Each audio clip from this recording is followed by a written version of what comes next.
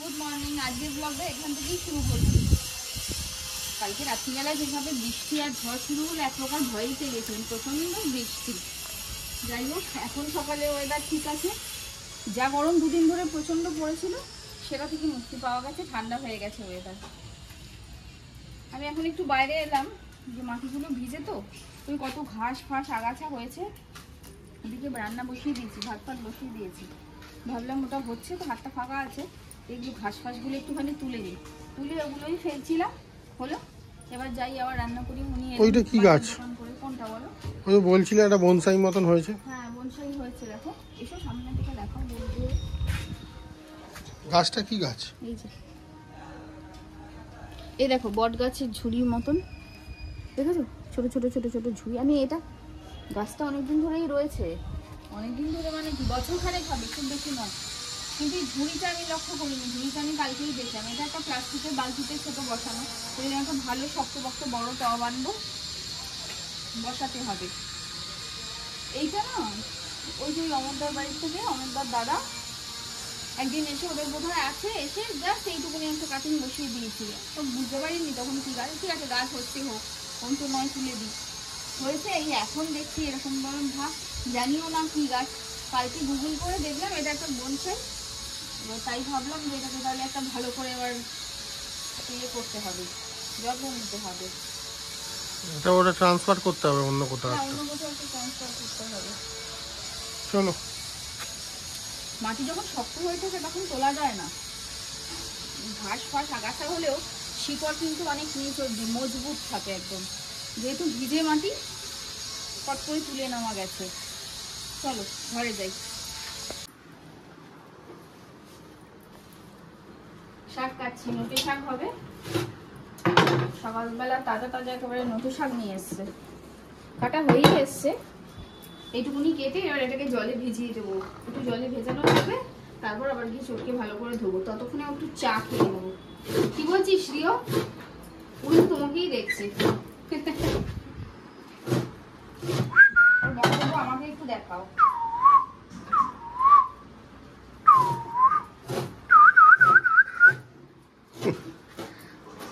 করে নিয়ে এসো। হ্যাঁ হয়ে গেছে। আরেকজনকে, এটা ওর ফেভারিট কাজ। যখনই আমি ডালের কাটা নিয়ে বসবো করতে, তখনই ছুটে যেখানে থাকবে চলে আসবে, ও করবে। আমার ভালো লাগে এটা করতে। এটা ঘোটালা পাকানো না, এটাকে বলে মিলমিশ খাওয়ানো, যেটা তুমি সত্যিই ভালোবাসো। কিন্তু লোকে কোনো না কোনো ইস্যু করে ঘোটালা করে দেয়, তাই না?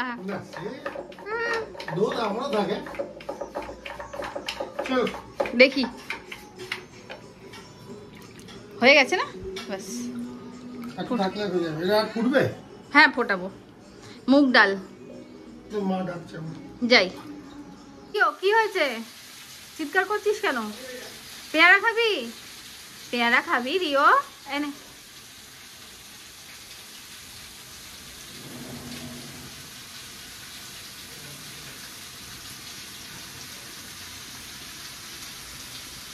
ভালো রিও, ভালো ফেভারিট খাবার ওর, রিওর ভালো ফেভারিট খাবার। খেয়ে নে। আর এখানে আমি আলু ভাজা করছি একটু আমাদের জন্য।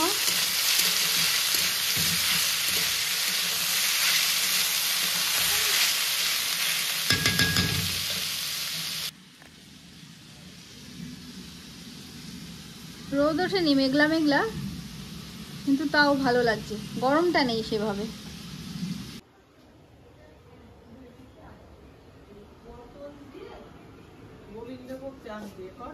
হ্যাঁ চাল পটল খুব ভালো লাগে খেতে।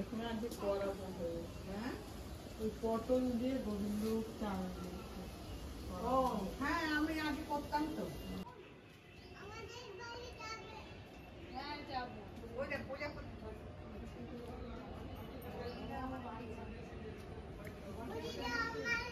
হ্যাঁ হ্যাঁ যাবো যাবো যাবো শোনা, তুমি আবার এসো। হ্যাঁ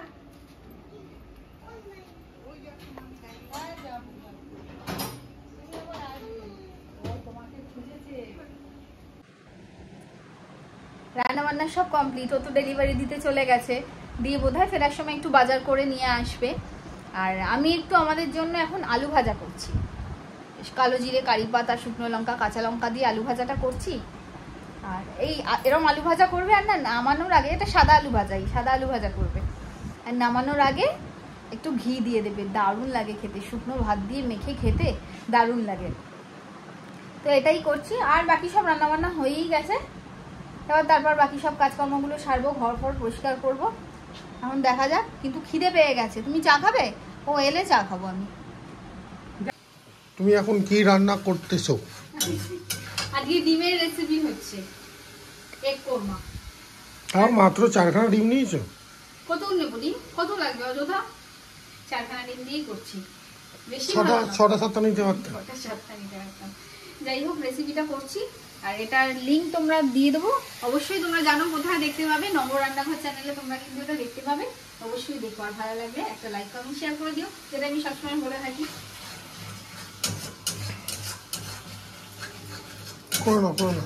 এই দেখো এই গাছটা, কি গাছ এটা?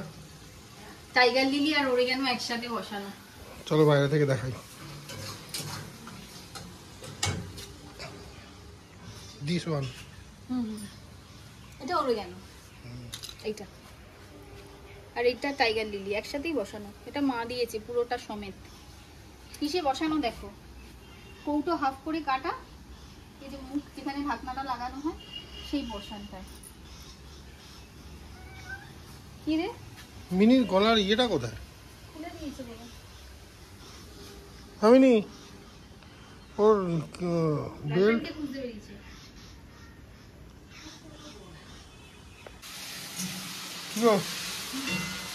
রান্না বান্না কত এই চলছে। চলছে? মানে এটা কি চিকেন হচ্ছে? দেখি একবার, দেখি কি করে তো চিকেনটাকে। এক এক দিন এক এক রকম ভাবে চিকেন করি। এটা চাপ চাপ টাইপের দেখতে লাগছে। চাপ চাপ গন্ধও আসছে। হ্যাঁ, কি বানাচ্ছ কে জানে। চিকেনই বানাচ্ছি। আলু চচ্চড়ি করলাম, আলু পটল করলাম, ভেন্ডি ভাজা করলাম, ভাত করলাম, রুটিও করলাম। কোনোটাই ভিডিও করা হয়নি না, এখন চিকেনটা করছি। আর ডাল সেদ্ধ করলাম, স্পেশালি ডাল সেদ্ধ। চিকেনটা করলে হয়ে যাবে। তুমি আসো এদিকে, আমি যাই ওদিকে। আমি এদিকে যাবো।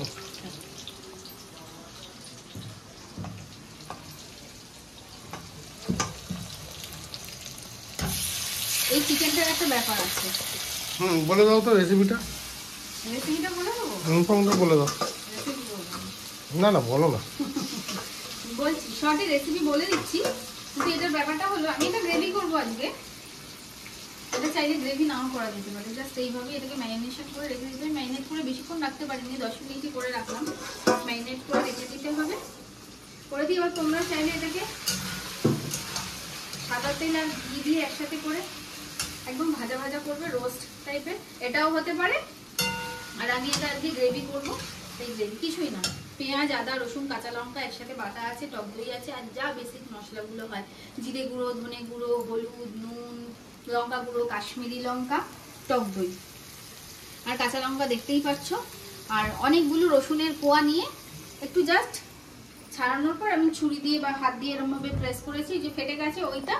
আর ফোড়নে দিয়েছি শুকনো লঙ্কা, দারচিনি আর আদা। আদা একদম ঝিরি করে কেটে ওটা দিয়েছি ফোড়নে। এইটা দেওয়া দিয়ে মাখামাখি করে দিয়েছি, ওদেরকে দিয়ে ছেড়ে দিয়েছি। ও আরেকটা জিনিস দিয়েছি, সেটা হলো তোমরা দুটো জিনিস দিতে পারো, মানে দুটোর যে কোনো একটা দিতে পারো, হয় ছাতু দেবে নয় বেসন দেবে, দুটোর মধ্যে যেটা থাকবে সেটাই দেবে। খুব সামান্য, জাস্ট এই এতটা চিকেনের জন্য, এখানে বড় বড় 8 পিস আছে, এটার জন্য আমি জাস্ট কি বলবো, এরকম এই চামচে 1.5 চামচ মতো দিয়েছি। ওটাই মেন জিনিস, ওটাই মেন জিনিস, ওটাই এটাকে আলাদা করে দেবে সবার থেকে। তা আবার দর্শকরা বলবে ছাতু, আবার চিকেনে ছাতু দিও বা বেসন, বেসন ছাতু না থাকলে বেসন। আমি আজকে বেসনই দিয়েছি, আমার কাছে ছাতু। শুধু চিকেনে ছাতু কেন দিতে যাবে, মানুষ ভাবতেই পারে। একবার মানে এরকম ভাবে ট্রাই করে দেখো। আর আমি অবশ্যই চেষ্টা করবো তোমাদের জন্য সেই রেসিপিটা নিয়ে আসার। হয় কি, কাজের মধ্যে অনেক রকম রান্না করে ফেলি, কিন্তু ভিডিও করা হয় না, কারণ ভিডিওটা ওই করে দেয়, নিজে ধরে রান্না করে ভিডিও করা এত রান্না সম্ভব না। ওই করে দেয়। এবার কি হয়, রান্না হয়ে যাচ্ছে, পরস্পর তো জানোই রান্না হচ্ছে ডেলিভারির জন্য, ওদিকে ও প্যাকিং করতে থাকে, মাঝে মাঝে ডেলিভারিগুলো কাছাকাছি বা দূরে দিতে চলে যায় না।